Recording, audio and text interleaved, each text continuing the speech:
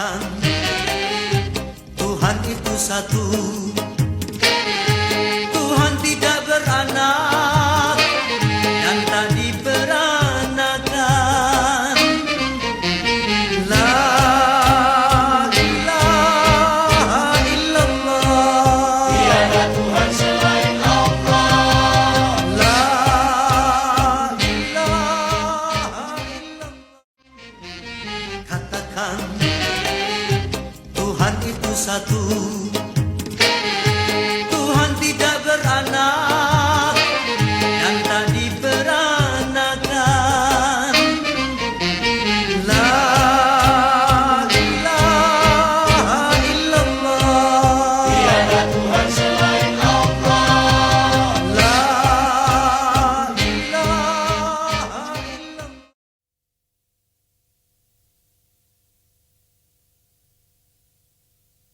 Ya lil ya li ya li ya lil ya lil ya lil ya lil ya lil.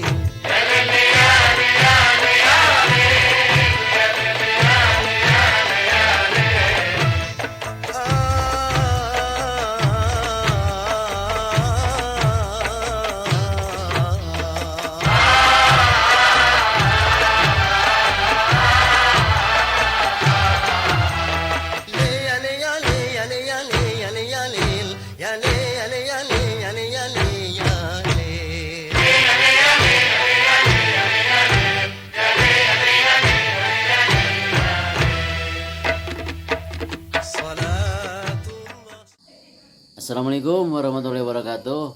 Wilujeng Sumping kasadayana di Kampung Bojong Tengah di kediaman Aroma Muda. Insya Allah abdi hadir kadinya.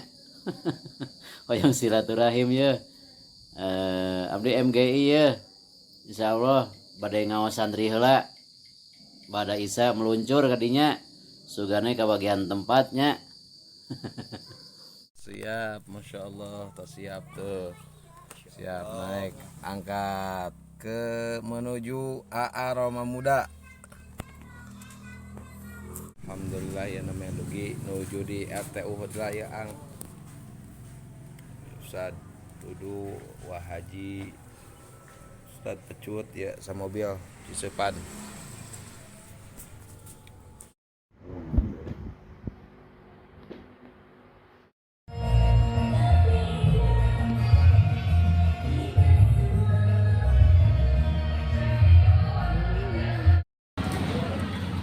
Kalau dia tadi.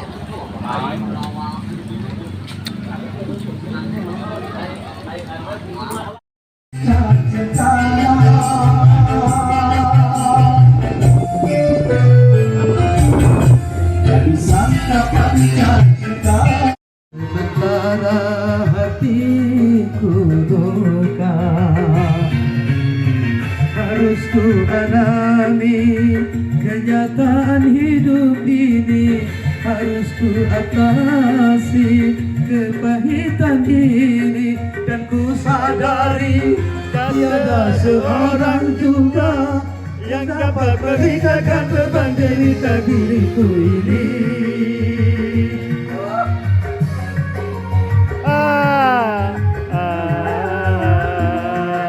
Betapa harus aku tersenyum sementara hati menangis. Betapa harus aku tertawa sementara Kalau dia tadi.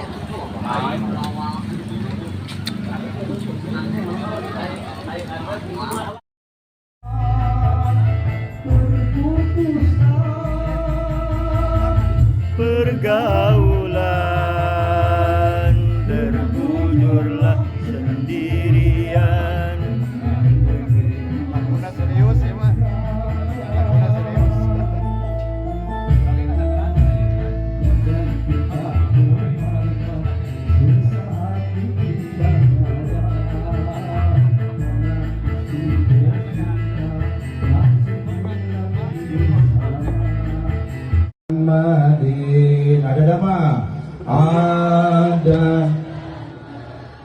Ilahi salatanda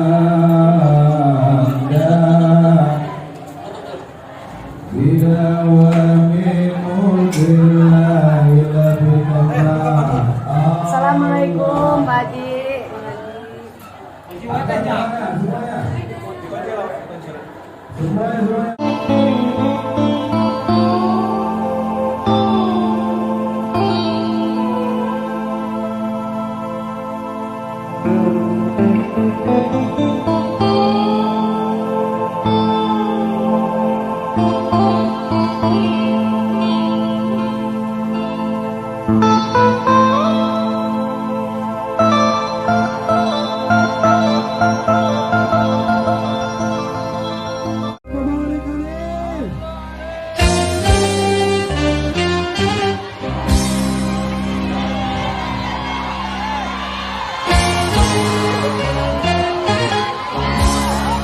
Tolong jamaah supaya tenang, duduk, kasih biar.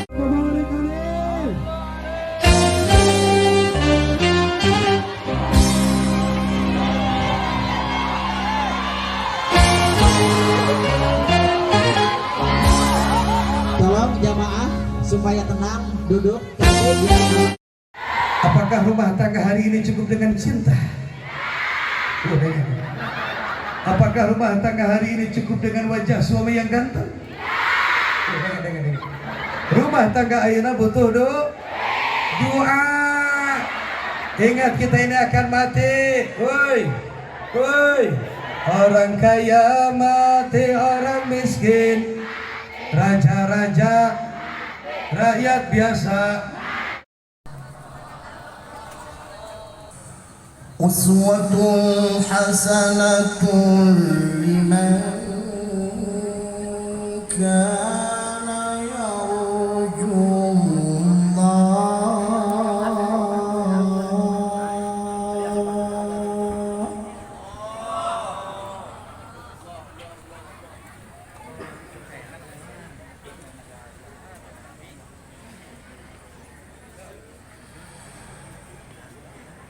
لمن كان يرجو الله.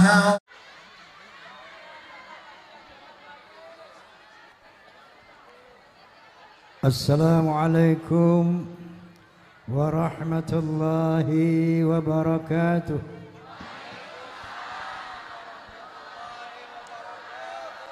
بسم الله الحمد لله. الحمد لله الذي هدى الناس إلى حياة طيبة في الدنيا والآخرة بالشريعة الإسلام. أشهد أن لا إله إلا الله وحده لا شريك له ذو الجلال والإكرام. وأشهد أن سيدنا ونبينا محمدا عبده ورسوله سيد العرب والأجم. فصلى الله على سيدنا محمد وعلى آله وصحبه وسلم. أما بعد. Al-Mukarramun, para habaib, para amin ulama, wabil khusus sahibul hajah, adinda Roma Muda Kiai Haji Hilman Mubarak, bapak-bapak pejabat sipil TNI maupun Polri yang saya hormati, Forum Silaturahmi Takmir Masjid dan Mushola Indonesia, Fahmi Tamami yang saya hormati, Antara gajah dengan mengurungkan cairan ababil. Kalau tafsir zaman dulu cairan ababil burung yang membawa batu dari neraka. Tapi dalam tafsir modern, toir itu bukan hanya burung. Toir itu berarti juga benda-benda terbang. Maka mereka menafsirkan cairan ababil, al-babil itu berbondong-bondong, banyak-banyak bergerombol. Cairan ababil ditafsirkan dalam tafsir modern sebagai meteor yang banyak menyala, dan itulah yang sehingga membuat tentara gajah lumpat seperti rumput yang dikonyang. Wallahu a'lam. Yang pasti itulah usaha Allah SWT, perbuatan Allah SWT menggagalkan upaya Abraha menghancurkan Ka'bah. Beliau dilahirkan tahun 571 Masehi, bertepatan dengan ini. Di antara 124.000 nabi ada 313 rasul. Di antara 313 rasul ada 25 rasul agung sampai 5, dan satu-satunya teragung adalah Nabi Muhammad sallallahu alaihi wasallam. Kenapa beliau dikatakan nabi yang teragung? Paling tidak ada 4 alasan. Yang pertama, teritorial dakwah beliau tidak sama dengan teritorial dakwah para nabi pendahulunya. Kalau nabi-nabi pendahulunya hanya diwajibkan diutus untuk negerinya masing-masing, tidak boleh keluar negaranya. Contoh, Nabi Lut alaihissalam hanya diutus untuk bangsa Sadum saja. Nabi Hud alaihissalam hanya diutus untuk bangsa Ad saja. Nabi Saleh alaihissalam hanya diutus untuk bangsa Thamud saja. Nabi Isa alaihissalam hanya diutus untuk bangsa Israel saja, sebagaimana firman Allah Subhanahu wa taala, wa rasulan ila bani Israil. Yesus yang kata mereka adalah Yesus Kristus itu ternyata diutus hanya untuk bangsa Israel saja. Dan di dalam Injil Matius pasal 10 ayat 5 dan 6 itu dibenarkan. Di sana berbunyi ke-12 murid itu diutus oleh Yesus. Kemudian dia berpesan kepada mereka, jangan kalian menyimpang ke jalan bangsa-bangsa lain atau memasuki kota orang Samaria, melainkan pergilah kepada domba-domba Israel. Jadi jelas sekali semua nabi ditugaskan untuk bangsanya masing-masing, termasuk Nabi Isa alaihissalam. Tapi tidak demikian Nabi Muhammad SAW. Beliau tidak diutus untuk bangsa Arab saja, tapi beliau diutus untuk seluruh bangsa-bangsa di dunia. Sebagaimana firman Allah Subhanahu wa taala, "Wa ma arsalnaka illa kaffatan lin-nas." Ya Muhammad, tidaklah engkau kami utus kecuali untuk seluruh manusia di muka bumi. Masya Allah. Allahu Akbar. Allah. Allahumma shalli ala Muhammad. Begitu hebatnya Nabi kita. Wilayah dakwahnya universal dunia. Oleh karena itu beliau dibekali oleh kitab suci Al-Quranul Karim yang holistik, komprehensif, lengkap, menyeluruh. 30 juz, 114 surat, 6.236 ayat. Ini semuanya perihal kehidupan manusia ada bimbingannya di sana. Seluruh problematika manusia ada solusinya di sana. Masya Allah. Sehingga ada seorang sosiolog dari Amerika, Profesor Dr. Arnold Toynbee, setelah baca Al-Quran dia berkomentar. Apa katanya? Islam is not only religion, but it's also a way of life and a whole civilization. Islam ternyata bukan sekedar agama, tapi dia way of life, bimbingan hidup, and a whole civilization, dan sebuah peradaban yang lengkap. Masya Allah. Allahu Akbar. Nah, itu kelebihan Nabi yang pertama.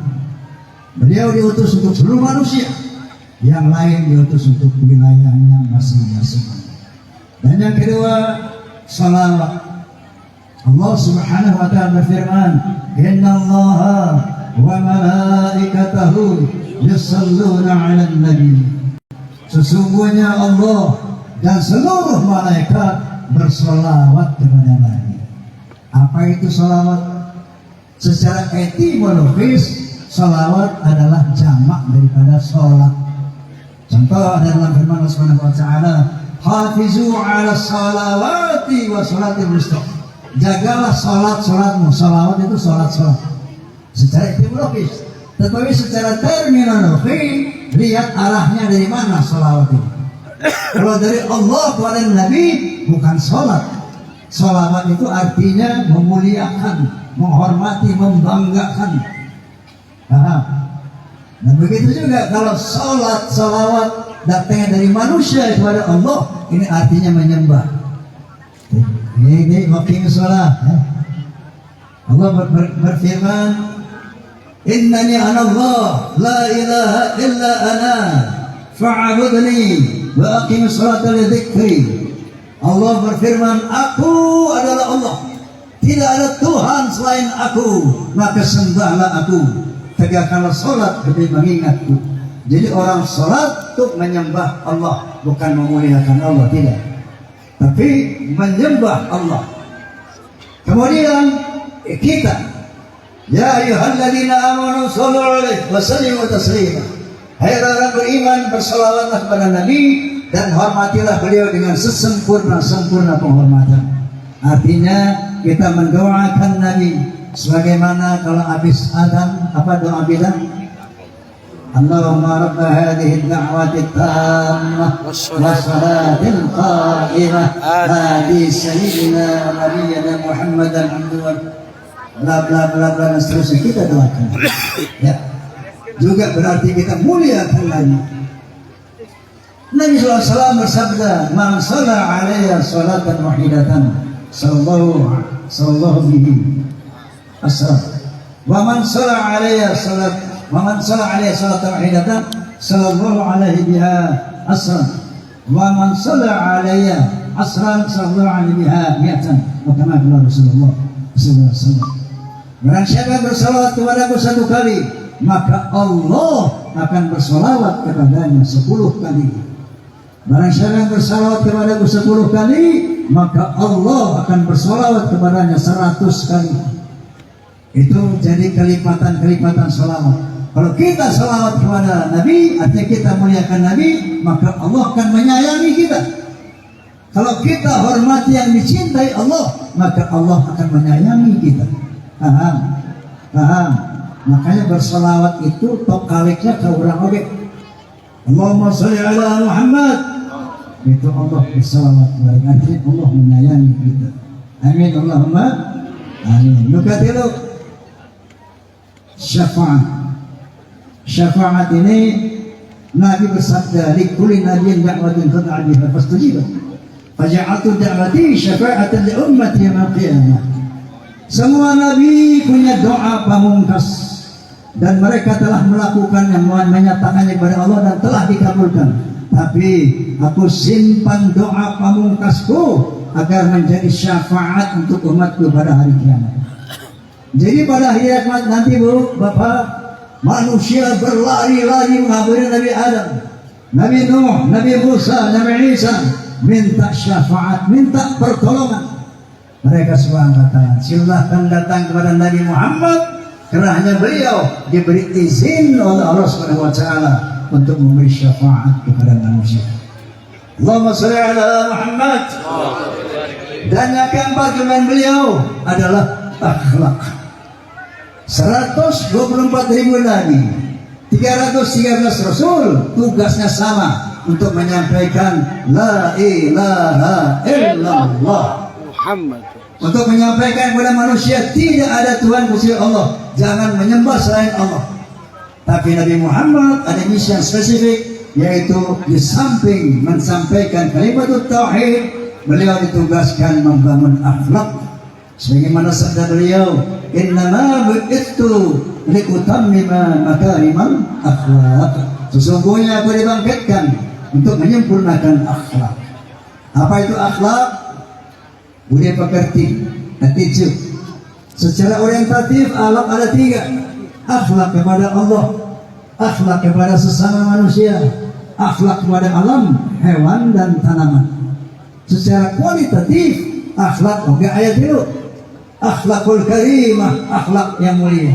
Akhlakul ammah, akhlak yang standar, yang biasa-biasa saja. Yang nukatilu akhlakus sayyi'ah, akhlak yang buruk. Coba kita lihat akhlak Nabi kepada Allah, kepada manusia, kepada alam, semuanya yang terbaik, akhlakul karimah. Akhlak kepada Allah, Masya Allah, beliau ini sosok yang maksum. Apa itu maksum?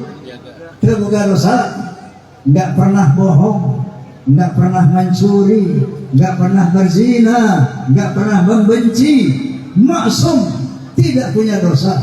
Tapi Masya Allah Bu, Pak, sholatnya sampai bengkak-bengkak kakinya.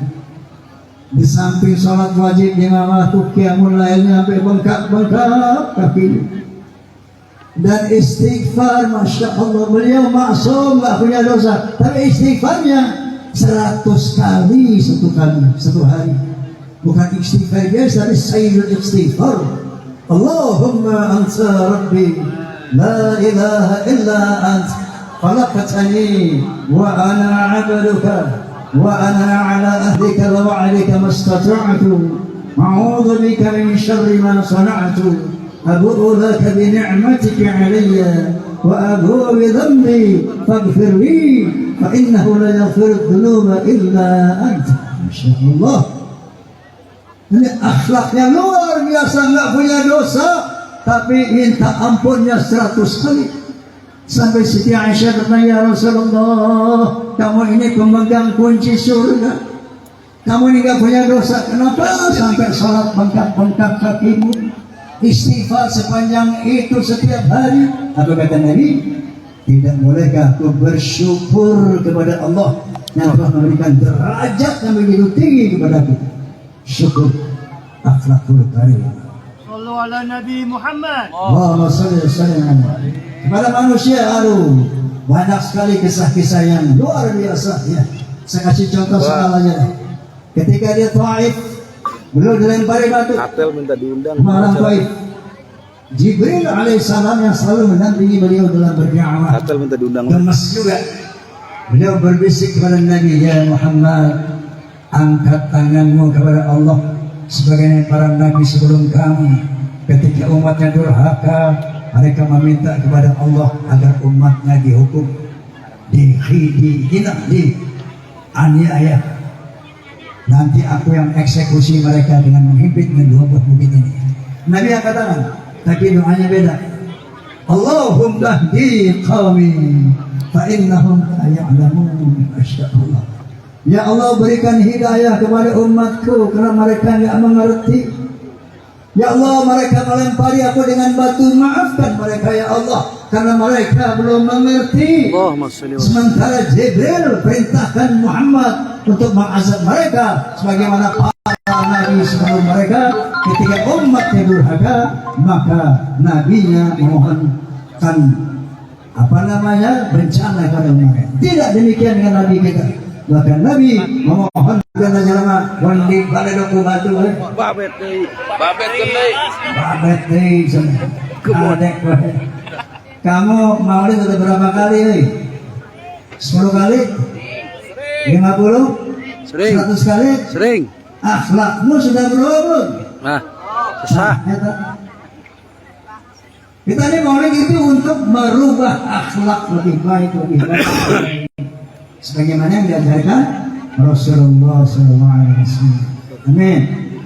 Amin. Kemudian akhlak kepada hewan dan tanaman. Jangan salah, tanaman itu makhluk hidup. Ya, ada salah satu ilustrasi ini. Tahun 1930, berapa tahun yang lalu ini? Sekian. 1930, ada seorang dokter botanis, ahli tanam-tanaman, mau mengadakan penyelidikan terhadap pohon-pohon di New Delhi, India. Setelah diselidiki pohon-pohon ini, oh ternyata pohon itu ada jenisnya, ada gendernya, ada laki-laki, ada pohon perempuan. Begitu diselidiki lagi, oh ternyata pohon-pohon itu kawin, yang mengawinkan kumbang dan angin. Masya Allah. Sebelum dokter bos, Allah Subhanahu wa Ta'ala 1405 tahun yang lalu telah menyatakan hal itu, bahwa pohon berpasang-pasangan. Subhanalladzi khalaqal azwaja kullaha mimma tunbitul ard. Maha suci Allah yang telah menciptakan pohon-pohon di muka bumi berpasang-pasangan. Masya Allah. Dan Allah telah menyatakan, wa arsala riyaha lawaqiha, aku utus angin sebagian untuk mengawinkan. Allahu Akbar. Allahu Akbar. Dan Nabi Muhammad SAW sangat berakhlak kepada pohon, karena sadar pohon itu bernyawa hidup dan bertasbih kepada Allah SWT dengan caranya. yusabbihu lahu ma fis samawati wal ard taw'an wa karha wa ilaihi yurja'un. Semua yang di bumi dan langit bertasbih kepada Allah dengan caranya, termasuk pohon-pohon. Makanya jangan diremehkan itu pohon. Nabi kalau ketemu pohon beri salam, assalamualaikum, masyaallah. Diusap, disayang itu pohon. Nyebuhnya banyak. Yang punya pohon siram tiap pagi sampai sholawat. Salat Allah dibuat happy kita pohon dah. Senang. Makanya kalau ada kebutuhan, satu, jangan cabik pohon semua maunya. Cari pisau yang tajam, bismillahirrahmanirrahim. Pohon punya nyawa, pohon hidup dan dia bertasbih kepada Allah Subhanahu wa ta'ala. Cinta beliau kepada hewan luar biasa. Pernah satu kisah, beliau mau sholat, korbannya ditidurin kucing. Untuk tidak mengganggu nyenyaknya tidurnya kucing, itu sorban digunting sama Nabi. Ini akhlak Rasulullah kepada hewan dan tanaman, kepada manusia, kepada Allah Subhanahu wa ta'ala. Mudah-mudahan kita bisa melihat akhlak beliau sebisa-bisanya. Oke, saya punya lirik judulnya akhlak. Ya. Dalam berbicara harus memakai akhlak. Rame-rame akhlaknya. Ya, siap. Dalam berbicara harus memakai akhlak. Di dalam berbusana harus memakai akhlak. Dalam rumah tangga harus memakai akhlak. Di dalam bernegara harus memakai akhlak. Manusia mulia hanyalah dengan akhlak. Manusia kan hina kalau tidak berakhlak. Harta jabatan tak menjadi ukuran. Walaupun jabatanmu gubernur, menurutna comberan, tidak mulia, hina di mata Allah, hina di mata manusia. Tapi sebaliknya kalau kamu cuma tukang sapu jalan, miskin, tapi berakhlak kepada Allah, berakhlak pada manusia, kamu mulia di mata Allah, mulia di mata manusia. Betul. Inna akramakum indallah atqakum. Ukuran derajat manusia di sisi Allah takwanya. Takwa itu terdiri dari di atas akhlak. Amin ya Allah. Amin. Amin.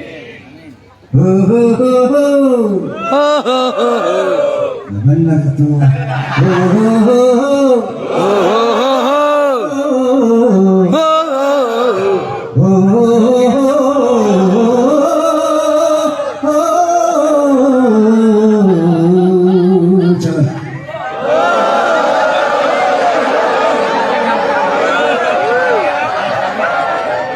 Manusia adalah sebaiknya ciptaan. Manusia adalah sebaiknya ciptaan. Akhlak membedakan manusia dan hewan. Karena hewan tidak punya keimanan dan tidak punya pemikiran. Hidup bebas tidak terikat oleh hukum dan juga peraturan.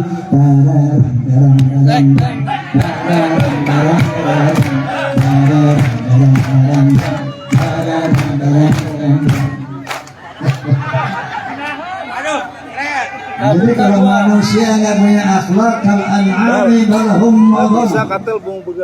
Manusia tidak punya akhlak, lebih hina dari binatang. Karena manusia kalau sudah tidak berakhlak, apapun dia bisa kerjakan.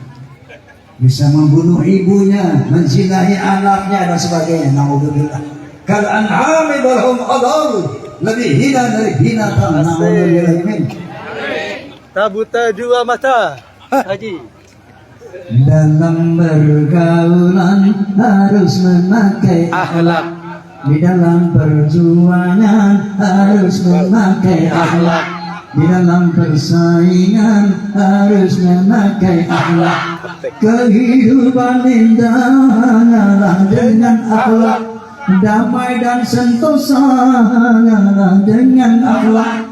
Kalau tak berakhlak, negara jadi rusak.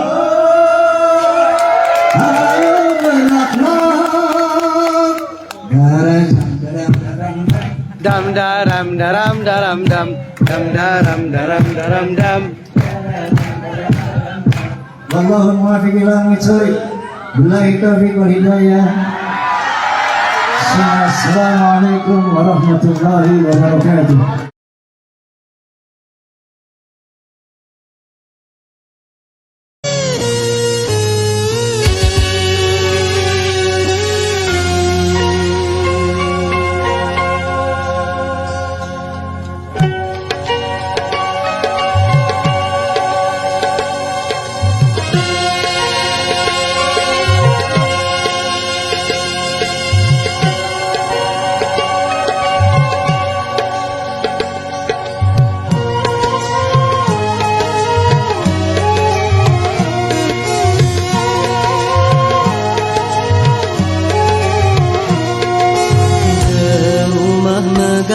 Bermobil mewah, itu tujuan banyak manusia.